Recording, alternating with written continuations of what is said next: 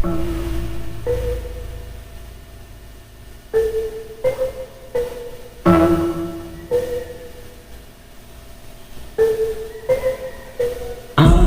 dami ng mapangling lang, depende na lang yan sa pakinabang. Mga sabing mata mo, mga gustong umabot, Diyos ko po, pinagmukha na tayong hunghang.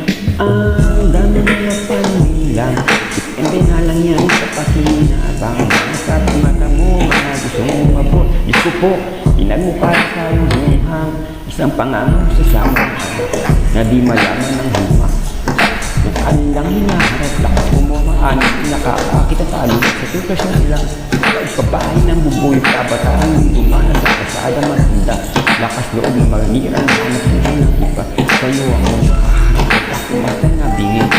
Pero ang gamit pamimbisyo, sana anipahin, pinag-aaral ng mabulang pambubunang ng ina, maaliwala sa pagmumukha, swati nga edukado na turin, may matayos na balag, pag-asa ng bayan, pangunang isasababat. Isyo mong mga alak mo si ba't naging konstitusyon sa pag-usap ng bansa, may mataas na emisyon.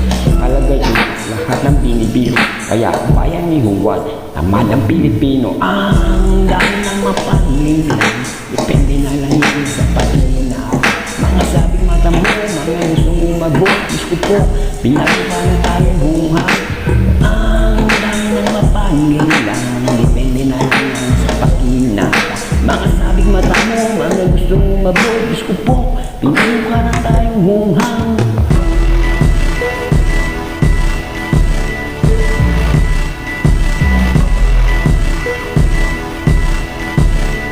Kamusta din ang mga tao ay hari na malinis, hindi halata ang madulis kasi panay ang bilis. Kapag sa ating harap, laging bago ang pala, tinatago ang lugar sa ating ay nakakara. Alagagan ng batas pero parang may siglay sa kamay na nilagay, kaya merong namamatay ibang klaseng makasaka.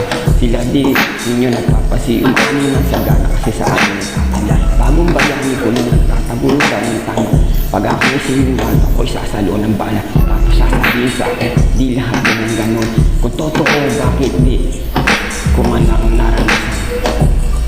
Pero tatanungin ako, Diyos ba ang susunod sa aral na gawa ng tao? Pag mayaman, negosyante, pag mahirap tawag, tulak. Pag may pamilya, benta mo pa siya para ano lang yan sa pakinabang. Masasabi natin niya, mabos, Diyos ko po, pinagmukha tayong hunghang. Ang dami ng pangyayaman, depende na lang yan sa pakinabang. Mata mo, mga gustong umabot, Diyos ko po, pinagmukha na tayong hunghang.